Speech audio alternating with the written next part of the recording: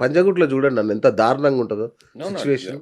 అదొక్కటే గాదు. ఓవరాల్‌గా చెప్తున్నా. సిటీలో ఎయిర్ యెస్. క్వాలిటీ ఇండెక్స్ అనేది మీరు మొబైల్‌లో ఇప్పుడు ఇంతకుముందు మనకు తెలిసేది గాదు. తెలిసేది కాదు. అవును. ఐఫోన్ ఓపెన్ చేస్తే ఎయిర్ క్వాలిటీ ఇండెక్స్ అనేది అది చూపెడుతుంది. ఇంతకుముందు పంజాగుట్టలో బోర్డ్ ఉండేది. బోర్డ్ ఉండేది. అవును. పొల్యూషన్ బోర్డ్ ఉండేది. సో, ఎయిర్ క్వాలిటీ ఇండెక్స్ అనేది చాలా ఇంపార్ట్ అయింది. మొన్న ఎప్పుడో మెస్సీ వచ్చినప్పుడు ఢిల్లీలో అవును. సీఎం అక్కడికొస్తే అందరూ ఏక్యూఐ, ఏక్యూఐ అని అరిసారు. అవును. అంటే జనాల్లో ఒక రకమైన అవేర్‌నెస్ వచ్చింది. అవేర్‌నెస్ గాదు. గవర్నమెంట్ మీద వ్యతిరేకత వస్తది. కరెక్ట్. కరెక్ట్. మీరు ఏ యెస్. రోజైతే ఈ అఫోర్డబుల్ సెగ్మెంట్‌లో మీరు వర్క్ చేయకపోతే, ప్రజల్లో ఒక వ్యతిరేకత భావం గవర్నమెంట్ మీద వస్తుంది.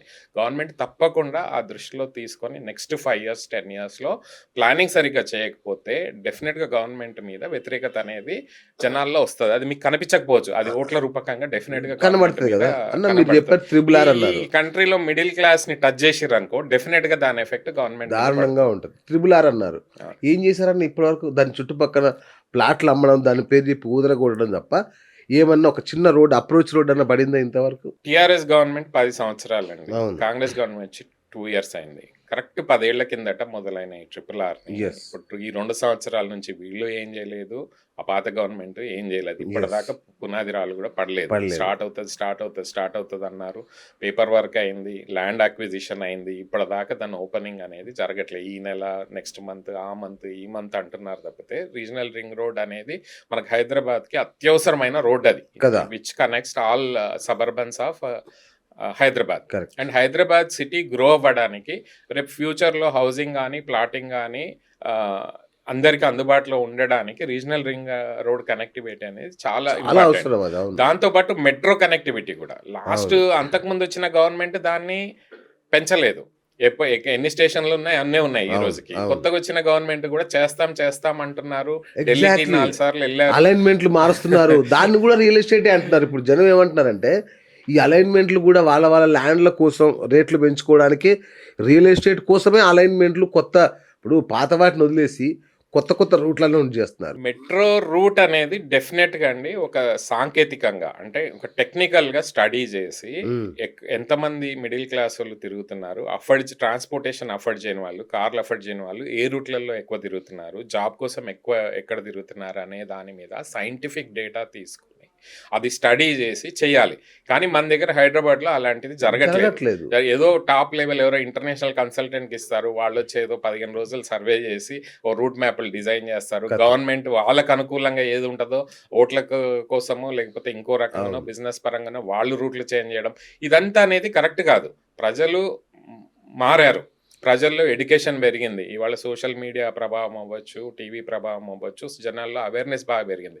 మీరు ప్రజల అవసరాల కోసం పనిచేయకపోతే డెఫినిట్‌గా ఫ్యూచర్‌లో గవర్నమెంట్ మీద వ్యతిరేకత అనేది ముందుకొస్తది. So, right. ఈ ఈ విషయాలలో ఏదైతే నెక్స్ట్ లెవెల్ ఆఫ్ నెక్స్ట్ జనరేషన్‌కి కావాల్సిన అవసరాలు మనం క్రియేట్ చేయలేదనుకోండి, సస్టైనబుల్ లివింగ్ అవ్వచ్చు, రెంటల్ హౌసింగ్ అవ్వచ్చు, క్వాలిటీ ఇన్ ఎయిర్ అవ్వచ్చు, పొల్యూషన్ లేని సిటీ అవ్వచ్చు, ఇట్లాంటి వాటి మీద ఫోకస్ చేయకపోతే జనాలకి వ్యతిరేకత అనేది డెఫినిట్‌గా కదా! గవర్నమెంట్ మీద ఇప్పుడు వచ్చే ఛాన్స్ ఉంటది. మొన్న గ్లోబల్ సమ్మిట్ అని చేశారు. అవును. ఏం హడావుడన్న 5,00,000,00,00,000 5,600,7 ఇట్లా ఏదో ఫిగర్ ఏసి మరి కోట్లొచ్చేసినాయని చెప్పారు. అవును. మొన్న కేసీఆర్ మాట్లాడగానే ఫిగర్స్ అన్ని లేపేసి 5,000,00,00,000కి మార్చేశారు దాన్ని. అంటే ఇదేమి డ్రామా? ఇది ఏం చేస్తున్నారు వీళ్ళసల? అంటే ఈ సమ్మిట్‌లనేది డెఫినిట్‌గా గవర్నమెంట్ చేస్తదండి. హ్మ్. అన్ని గవర్నమెంట్ చేస్తుంది కాబట్టి మనం గూడా చేయక తప్పదు కాంపిటీషన్‌లో. ఓకే. ప్రతి స్టేట్ సమ్మిట్స్ చేస్తున్నాయి. ప్రతి సెగ్మెంట్ ఇట్లాంటి ఈవెంట్స్ చేస్తున్నాయి. Telangana government is no exception. వాళ్ళు రైట్. గూడా ఒప్పుకుంటాను. చేశారు. దానిలో ఎంఓయూలు అయినాయి. 5.75 లాక్ క్రోర్స్ ఎంఓయూస్ అయినాయని ఆన్ పేపర్ అయితే డెఫినిట్. ఎంఓయూ అనేది పేపర్ మీద ఉండడమే. హ్మ్. కానీ గవర్నమెంట్ చిత్తశుద్ధి ఎక్కడుండాలి? ఎంఓయూలో అయినవేంటి? ఏ కంపెనీలు ఎంఓయూ చేశారు? వాళ్ళతో మళ్ళీ మాట్లాడారా? వాళ్ళకి ల్యాండ్ అలాట్ చేసిర్రా? ల్యాండ్ అలాట్ చేసిన తర్వాత అక్కడ వాళ్ళు కావాల్సిన ఇండస్ట్రీ గానీ, ఐటీ కంపెనీ గానీ తీసుకొస్తున్నారా? వాళ్ళని మళ్ళీ కాంటాక్ట్ చేసి ముందుకు తీసుకెళ్తున్నారా అనేది చాలా ఇంపార్టెంట్ ఆస్పెక్ట్. అవును. ఇదే కాకుండా సబ్మిట్ చేసిన తర్వాత గవర్నమెంట్ మొత్తం మర్చిపోతది. మీరు ప్రీవియస్‌గా చూసాం నేషనల్ లెవెల్ సమ్మిట్లు ఎన్నో అయినాయి. స్టేట్ లెవెల్ సమ్మిట్స్ అయినాయి. ఎన్నో సదస్సులు అయితాయి హైదరాబాద్‌లో డిఫరెంట్ వర్టికల్స్ మీద. అవును. ఎంఓయూస్ అయినంత మాత్రాన అక్కడితో వదిలేసి వదిలేయకూడదు. MOUs లో ఇంప్లిమెంటేషన్ ఎంత అయింది, ఎంత మేబీ సబ్మిట్ అయిన 1 year తర్వాత, 2 years తర్వాత, 3 years తర్వాత గవర్నమెంట్ రెస్పాన్సిబిలిటీ ఏంటంటే ఓకే ఈ MOUs అయిన 1 year తర్వాత ఇవి సాధించగలిగాము, 2 years తర్వాత ఇది జరిగింది, 3 years అనేది ప్రోగ్రెస్ రిపోర్ట్ కంపల్సరీ పెట్టాలి. MOU ఇప్పుడు ఏదైతే సబ్మిట్ అయిందో దగ్గర 100 కోట్లు ఖర్చు పెట్టిన సబ్మిట్లో మీరు ప్రజల డబ్బు తీసుకొని ఖర్చు పెట్టినారు, దానికి రెస్పాన్సిబిలిటీ ఏంటి మీది? అవి ఇంప్లిమెంట్ అయినావా లేవా అనేది చూడాలి. దానికి కావాల్సిన ల్యాండ్, దానికి కావాల్సిన ఇన్ఫ్రాస్ట్రక్చర్ ప్రొవైడ్ చేసి మళ్ళీ ఎవ్రీ 1 year మనకు ప్రోగ్రెస్ రిపోర్ట్ అనేది కంపల్సరీ పబ్లిష్ చేయాలి. అది జరగట్లేదు. ఇదంతా కూడా ఇప్పుడు ఏంటంటే ఓకే మా పబ్లిసిటీ అయిందా లేదా, మేము చేసామా లేదా, డిఫరెంట్ కంపెనీస్ తీసుకొచ్చి కొన్ని ఫేక్ కంపెనీస్ కూడా వస్తాయి ఈ ప్రాసెస్ లో. అలాంటివి కూడా మీరు చూసినారు చాలా స్టేట్స్ లో జరిగిన విషయాలు. సో అది జరగకుండా ఈ గవర్నమెంట్ కంపల్సరీ ఆ కంపెనీస్ తో టచ్ లో ఉండి వాళ్ళకి కావాల్సిన రిక్వైర్మెంట్స్ అన్ని ఫుల్ఫిల్ చేసి వాళ్ళని పెట్టుబడులు పెట్టించి వాళ్ళకి కావాల్సిన అన్ని ఆన్ టైం ఇస్తే, కరప్షన్ లేకుండా, డిలే లేకుండా, బ్యూరోక్రటికల్ ఇష్యూస్ లేకుండా ఇచ్చినప్పుడే ఈ సబ్మిట్స్ అనే వాటికి ఒక అర్థం ఉంటుంది. లేదంటే ఇంకా సబ్మిట్ చేసి ప్రతిసారి సబ్మిట్ చేస్తున్నారు, దాని లక్షలుగా ఉంటాయి, ఇక్కడ నిజానికి అక్కడ ఏం జరుగుతుంది అనేది తర్వాత ఎవరికి తెలియదు. ఈ దాంట్లో వ్యాపార దృక్పథం తప్ప రియల్ ఎస్టేట్ కన్నా ఇంకేం కనబట్లే ఈ ప్రభుత్వం చేసే చర్యల్లో. తప్పకుండా ఇప్పుడు అంటే దానికి రీజన్ చెప్తాను. మీకు ఒక విధానం అంటూ ఉండుంటే ఇప్పటికే ఆల్మోస్ట్ 1,00,000 అపార్ట్మెంట్లు ఖాళీ ఉన్నట్టుగా నివేదికలు చెప్తున్నాయి. గణాంకాలు అవునా కాదా? డెఫినెట్ గా అండి. కదా ఇన్వెంటరీ 1,00,000 ఉంది ఖాళీగా. ఇప్పటికే అక్కడ దిగేటోళ్ళు లేడు, అమ్మేటోళ్ళు లేడు, కొనేటోళ్ళు లేడు. నువ్వు ఇంకా పర్మిషన్ ఎందుకు ఇస్తున్నావు? 100 అంతస్తులు, 50 అంతస్తులు ఏం చేసుకుంటావు? అంటే దీన్ని 2 రకాలుగా చూడొచ్చండి. ఒకటి డెఫినెట్ గా ఇన్వెంటరీ అనేది ఉంది. Inventory will go on for 3 to 4 years. దాన్ని ఇంకో రకంగా చూస్తే ఒక సిటీ అడ్వాంటేజ్ ఎప్పుడు ఉంటది, మీకు ఇన్వెంటరీ ఉంది అన్నప్పుడే జనాలు మైగ్రేట్ అవుతారు. ఇక్కడ అఫోర్డబుల్ ప్రైస్ ఉంది, మీకు ఇల్లులు రెంట్కి దొరుకుతున్నాయి, అఫోర్డబుల్ గా ఇల్లులు దొరుకుతున్నాయి అన్నప్పుడు మైగ్రేషన్ అనేది స్టార్ట్ అవుతుంది. అట్లాగే లాస్ట్ 10 years నుంచి జరిగింది.